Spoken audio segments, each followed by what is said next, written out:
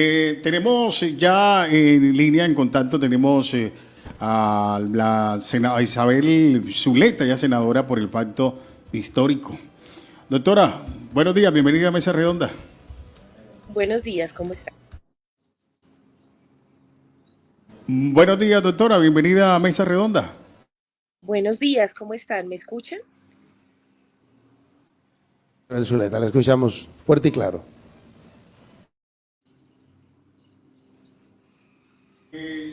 9 minutos, doctora, ¿qué opina usted del tema de la vaca, este tema que estamos tocando aquí, nuestro primer tema de Mesa Redonda?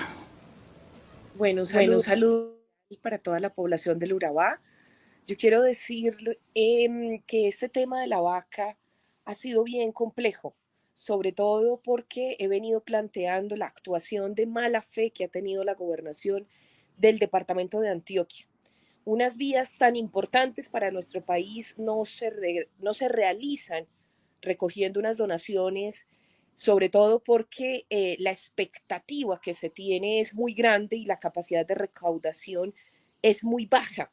Incluso con personas que tengan muchísimo dinero y que aporten miles de millones, porque las vías cuestan billones de pesos. Estamos hablando de un presupuesto enorme que la capacidad de recaudación debe ser a través de impuestos, debe ser a través de los contribuyentes, que ya se está haciendo un esfuerzo nacional muy importante precisamente para que eso ocurra. Nosotros hemos venido planteando que es de mala fe primero porque se tenían que resolver algunos asuntos de tipo jurídico. Es decir, uno no puede decirle a la población, voy a entregar una, un recurso sin estar habilitado para ello. Cuando yo recojo un recurso y digo que es para alimentos, es porque puedo entregar esos alimentos. Pero en este caso, las obras en las que se está recogiendo, sobre las que se está recogiendo ese recurso, no se puede invertir ese recurso porque son obras del orden nacional. Por lo tanto, solo podría invertirse en la participación que se tiene en Túnel del Toyo por parte de la gobernación y no en las obras nacionales, como es Mar 2. Mar 2, que está concesionada, hoy requiere una intervención importante. Y sobre todo decirle a la ciudadanía de Urabá, el gobierno nacional, el gobierno de Gustavo Petro ha aportado la plata en concreto. Yo envié a la emisora la carta que responde nuestro ministro de Transporte, en donde puede certificarse que se ha entregado a tiempo, han hecho las transferencias y se va a seguir honrando la palabra del gobierno nacional.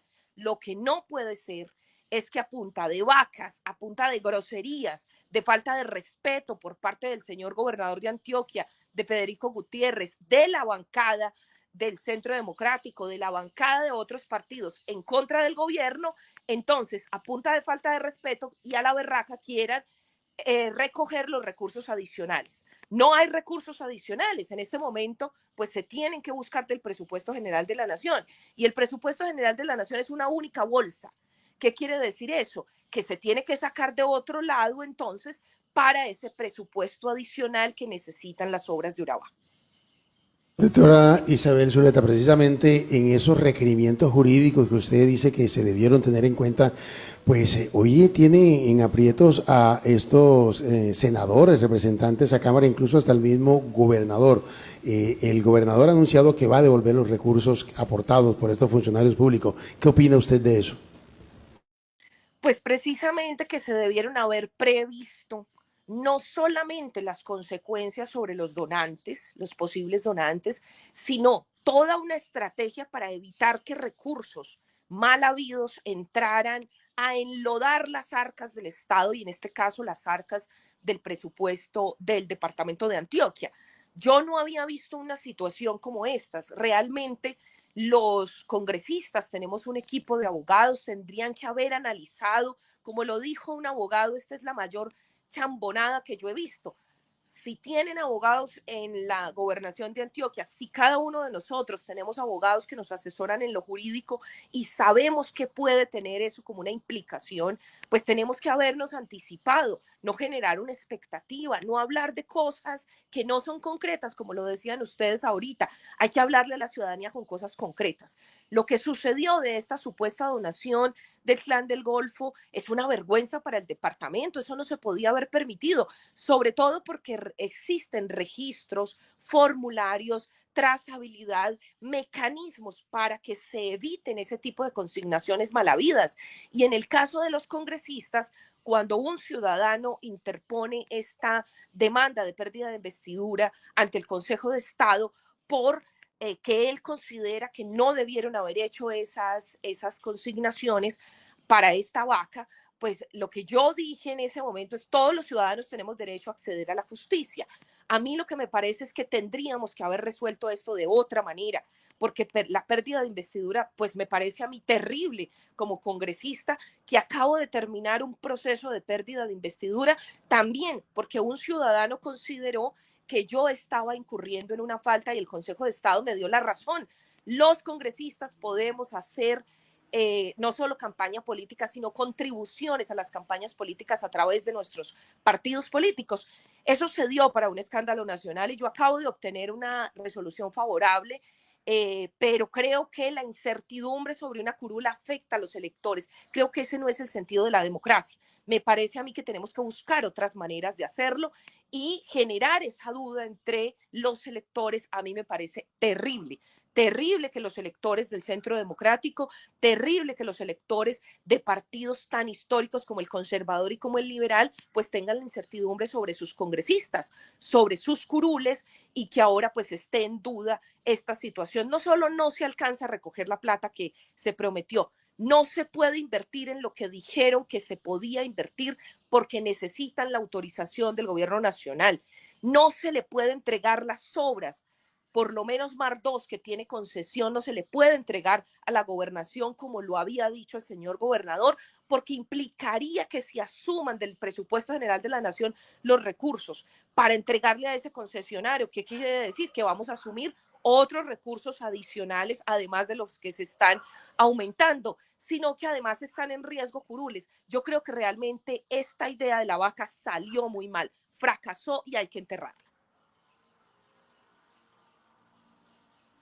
Ante Hernán Cadavid, ahorita haciendo un análisis de todo este tema, que al gobierno nacional se le han planteado todas las alternativas posibles y que esta pues es una alternativa que más que conseguir esa cantidad de recursos que se están requiriendo, pues envía un mensaje de que el pueblo antioqueño es un pueblo que quiere que sus obras se hagan. Y decía él, es que el gobierno nacional ni raja ni presta el hacha. ¿Qué piensa usted de eso?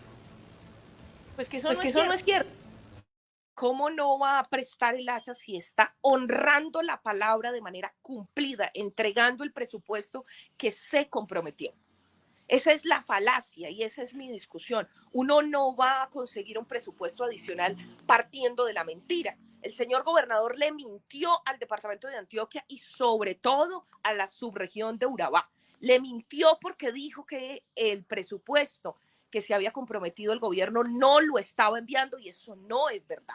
Mintió sobre el porcentaje de avances de las obras en relación al compromiso nacional, que dijo que íbamos en menos del 50%, el 40 y pico por ciento, cuando se demostró metro a metro, haciendo el análisis del cumplimiento nacional, que íbamos en más del 79%. Eso no se hace. ¿Cómo así que se le está diciendo al gobierno nacional con mentiras, venga, deme un presupuesto adicional? El presupuesto comprometido se está cumpliendo. Ahora, entre todos, sin este tipo de mentiras, sin este tipo de supuestas alternativas que son una narrativa mentirosa, porque eso no es cierto. Aquí no ha habido alternativas reales. Las alternativas reales sería cuánto pone la gobernación de lo adicional que está pidiendo, no del presupuesto ya comprometido, porque lo comprometido está comprometido y nosotros esperamos que la gobernación cumpla y que nuestro gobierno cumpla, que es el compromiso que nosotros hacemos de hacerle seguimiento. Y cuando le hicimos seguimiento, pues comprobamos que aquí el mentiroso era el gobernador del departamento. Así no se hace ninguna propuesta seria. Las propuestas serias son sobre el papel y sobre todo sobre una realidad. Y es que el departamento de Antioquia no es el único que necesita presupuesto, que necesitamos para otros rubros y que nosotros hemos decidido aumentar, no solo como gobierno, sino la bancada del Pacto Histórico, que se aumente el presupuesto para obras de saneamiento básico y para el acceso al agua.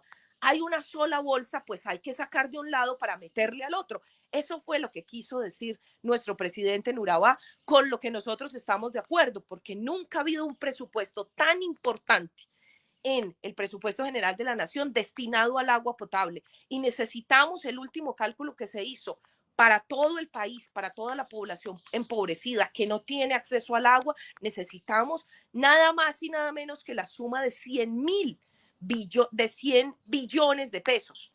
¿Qué quiere decir eso? Que es un presupuesto enorme, que no va a salir ni va a caer del cielo. No, a eso hay que meterle de otro lado. Eso es lo que nosotros estamos diciendo. Nos lo acaba de decir el presidente el día de antier, cuando nos visitó en la subregión del Bajo Cauca antioqueño, donde también se le está pidiendo agua. El presupuesto es enorme para el abastecimiento de agua potable en Caucasia, porque la estamos obteniendo solo del río Mani, de pozos. El agua de pozos es un agua que no tiene la misma calidad que el agua de nuestros nacimientos. Por lo tanto, eso se hace con plata y hay que sacarla de otro lado, porque no hay una plata infinita. A propósito de plata, senadora Isabel Zuleta, pues yéndonos al plano general, muchas de las personas que critican esta situación del tema de la desfinanciación de las vías 4G en todo el país, dicen que precisamente en gobiernos anteriores se vendió Isagen, que era una de nuestras grandes empresas, para completar para la construcción de estos proyectos viales 4G y sin embargo pues no se sabe por qué no alcanzó el recurso, por qué se diluyeron algunos de estos recursos y se tenga que recurrir precisamente hoy a hacer colecta para poder completar estas vías. ¿Qué piensa usted de ello? Bueno, decirles que es una tragedia la venta de Isagen. Realmente no porque necesitáramos esa plata por muchas cosas, pero no se justifica la venta de una empresa pública que, hay que decirlo, es la tercera más importante en materia de generación de energía eléctrica en nuestro país. El sistema eléctrico colombiano es un sistema que tiene que pensarse con base en la soberanía nacional, con base en la seguridad energética. Hoy estamos dependiendo de extranjeros, porque no solo fue Isagen, también se vendió la empresa de energía de Bogotá, que hoy la mayoría de las acciones están en una multinacional que se llama Enel. Y ese Enel, que es italiana y que también tenía recursos de España, pues hoy está en una discusión el señor alcalde de Bogotá, que quiso confundir los embalses de abastecimiento de agua con embalses para la generación de energía, como si no supiéramos en Colombia y sobre todo en Antioquia, que tenemos tantos embalses, la diferencia de un embalse contaminado que puede generar energía y de un embalse limpio que es para el abastecimiento de agua. El señor, lo que está sucediendo es que se le olvida que perdimos soberanía. Nuestras empresas públicas no se pueden vender, porque no es un asunto, la energía, que debería ser un derecho, porque hay gente que puede morir sin el abastecimiento de energía, sobre todo en los hospitales. Si no abastecemos los hospitales de energía, ¿qué pasaría? Pero más allá de eso, de cuánto costó, mi posición es que nuestras empresas de energía son sagradas, de generación, de transmisión, de distribución, de comercialización de energía, de toda la cadena del sistema energético, tienen que ser públicas. ¿Para qué? Para que abastezcan a la población, no dependiendo de lo que tienen que pagar, no dependiendo de una tarifa tremendamente injusta como la que se paga en Urabá, no dependiendo de si se tiene o no plata, no, dependiendo de qué, de la necesidad, porque es una necesidad con estos calores, con la situación que vivimos, que se abastezca de energía. Por eso estamos trabajando fuertemente con la CREG, con la UFME, para que se dé un mínimo vital también en materia de energía.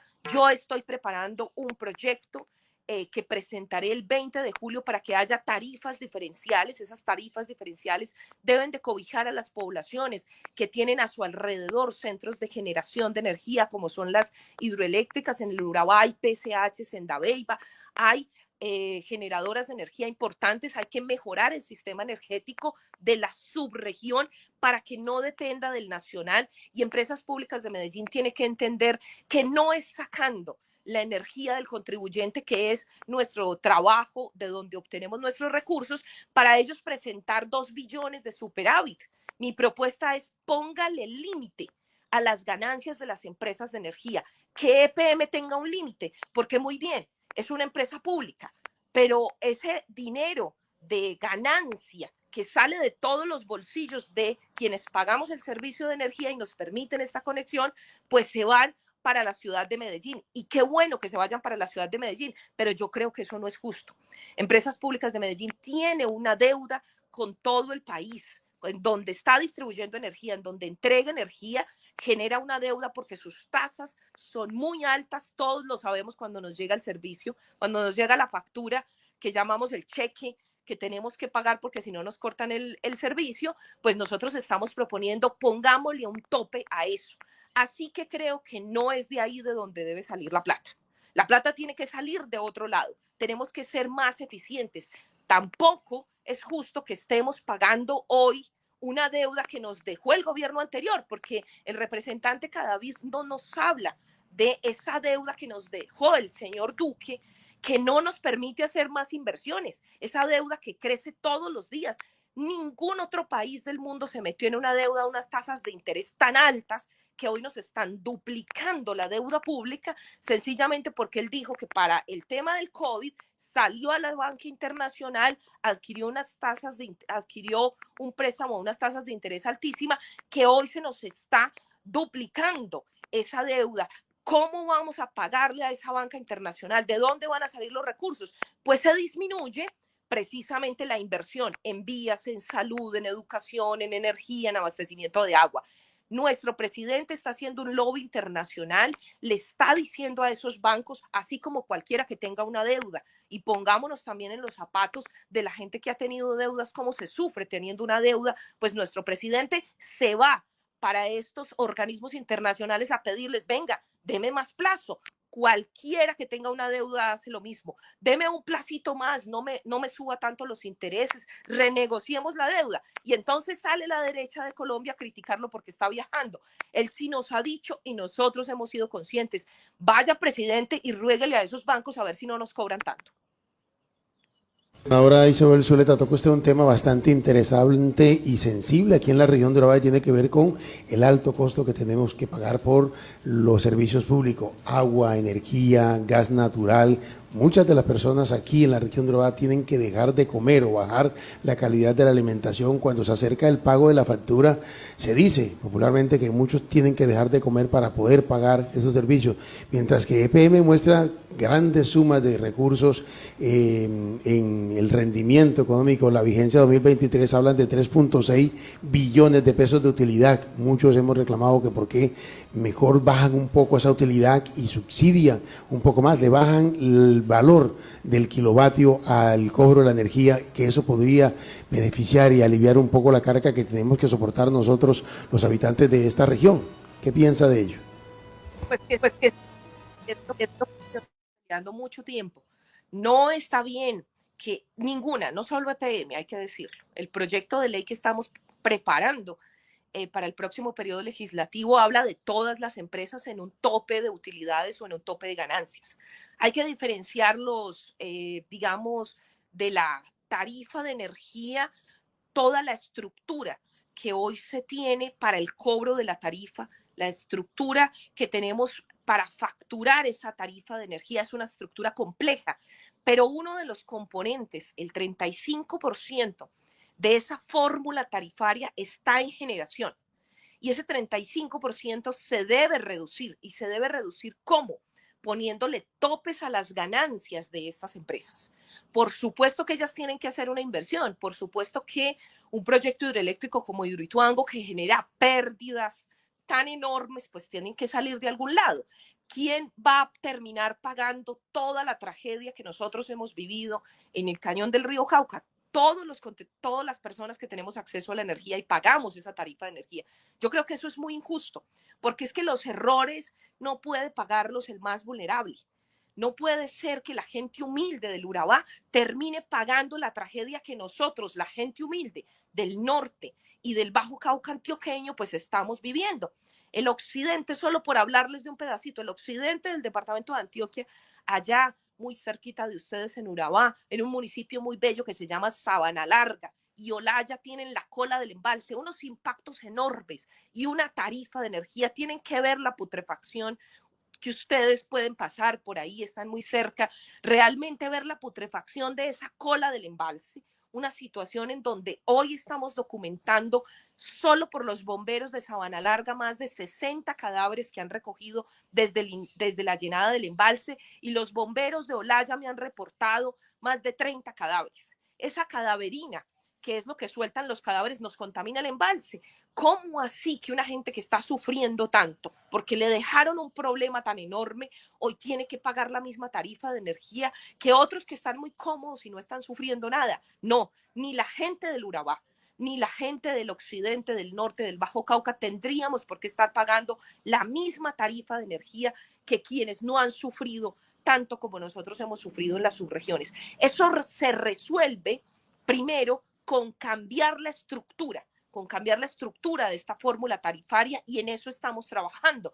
Pero además tenemos que decirle a las empresas, no pueden seguir especulando con la energía. ¿Cómo es posible que las grandes empresas de energía, que hoy son 3, la más grande de este país es Empresas Públicas de Medellín, le sigue Enel y le sigue justamente Isagen? Las grandes empresas, lo que yo he venido planteando es que especulan en la bolsa de energía. Y ellos ponen, imagínense ustedes cómo estamos de mal en este país y cómo nos dejaron los gobiernos anteriores, que ellos todos los días muy temprano en la mañana dicen, le vendo tanta energía, tantos kilovatios, a tanto precio. Y la estructura que se creó en este país se le paga al mayor precio del que lo oferta. ¿Qué quiere decir eso? Si una empresa oferta a 200 pesos y otra a 900 pesos, adivinen a cómo la pagamos, a 900. ¿Qué estamos diciendo? Por Dios, cualquiera que venda cualquier producto, pues lo pagaría al que mejor le venda, al precio que mejor le vaya, a los 200 pesos. No, hoy se le paga al que más caro la oferte. Eso es absolutamente injusto. Nosotros estamos diciendo eso hay que cambiarlo, pero el presidente quiso hacerlo iniciado su periodo. Yo recuerdo que nosotros le rogamos, presidente, por favor cambie eso, que esto es injusto, y el Consejo de Estado tumbó el decreto en el que él quería asumir las funciones de la CREG. No se lo permitieron y hoy nos dicen que nosotros somos los culpables, cuando estamos diciendo intervengas el mercado de energía. ¿Para qué? Para que si una empresa ofrece la energía a 200 pesos, se le pague a 200 pesos. Si otra la ofrece a 2 pesos, se le pague a lo que le ofrezca, porque la energía se necesita. Tampoco podemos salir a decir, no, venga que yo no la necesito. No, a lo que le ofrezca se le paga, pero hoy se la ofrece a un precio barato y se le termina pagando muy caro. Eso tampoco nos va a ayudar, porque en este país se creó entre todos los gobiernos anteriores una estructura que beneficiaba a las empresas y no a los usuarios. Una pregunta que hace Miguel Cuesta, dice, la disputa, o más bien un comentario, la disputa política no viene a no conviene a ninguno de los entes. Por consiguiente, tanto el gobierno nacional como departamental y gobiernos regionales deben ponerse de acuerdo. El gobernador Andrés Julián Rendón ha estado dispuesto al diálogo, pero el gobierno nacional no ha permitido. El acueducto, las vías para Urabá deben de crearse, deben de venir, no importa de dónde. Pues yo creo que, o sea, real, el presidente dio el mensaje, gobernador, sentémonos a hablar de cómo resolvemos, no el tema de las vías, sino de la priorización de los recursos. Cuando usted tiene un salario, usted tiene que decidir en qué prioriza su uso. ¿Por qué? Porque no tiene ni 2 ni 3 salarios, tiene uno. Entonces usted tiene que decidir, y lo primero que uno decide cuando le entra el salario que tenga o el ingreso que tenga es primero la comida, primero los asuntos básicos, pagar el servicio de agua potable, el servicio de energía, porque usted no puede decidir primero y se derrumba, porque usted no puede decidir primero otros asuntos, no, usted tiene unas prioridades. El señor presidente en la visita que tuvo a Apartadó, le dijo ahí al gobernador, y todos lo escuchamos: sentémonos, gobernador. Pero yo soy la que he dicho: ¿cómo se van a sentar con esa falta de respeto y con esas mentiras?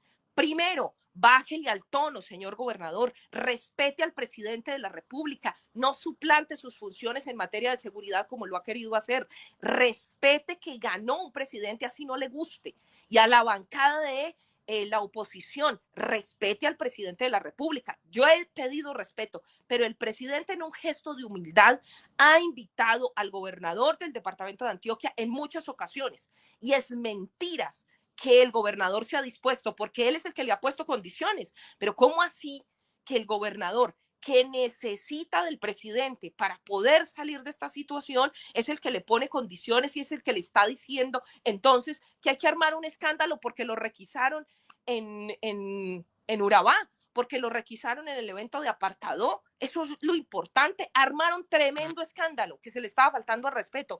Yo les dije: a ver, todos debemos ser requisados, faltaba más por nuestra fuerza pública, faltaba más que no nos permitiéramos una requisa. Se armó un debate tremendo en el Congreso, no por el agua, no por el saneamiento básico, que es lo que yo he dicho, es la prioridad de este gobierno, porque estamos ante una crisis climática, tenemos que cuidar el agua. No la podemos seguir contaminando la poquita que tenemos que gestionarla de manera adecuada. No, el debate que se armó fue tremendo, que porque se le había faltado al respeto al gobernador del departamento de Antioquia. Y entonces yo me pregunto, a otros gobernadores sí se les puede requisar y al el departamento de Antioquia no. Ese tipo de privilegios no. A mí me molestó muchísimo ese debate, y no es cierto que el presidente no ha estado dispuesto. Él lo ha llamado, ahora no en Gavilla, porque entonces se dice que tenía que ser una reunión con toda la bancada para hacer gavilla, y entonces para faltarle el respeto al presidente. No, el presidente es el símbolo, lo dice nuestra Constitución, de unidad de la nación. Hay que respetarlo y después, con base en ese respeto, sentarnos a dialogar. Le agradecemos la disposición que tuvo para acompañarnos en estos importantes temas que tienen que ver con el desarrollo de la región de Urabá. Muchas gracias por conectarse hasta ahora. Un feliz fin de semana.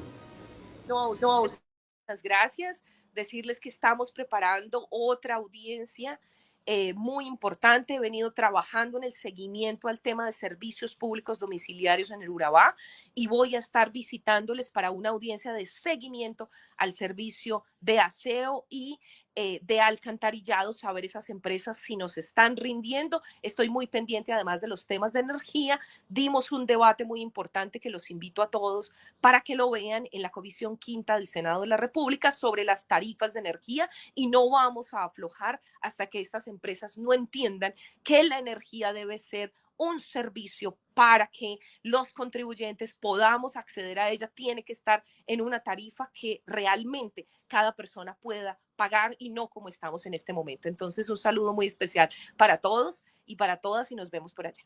Claro que sí, por acá vamos a estar atentos a su visita y a ese importante debate.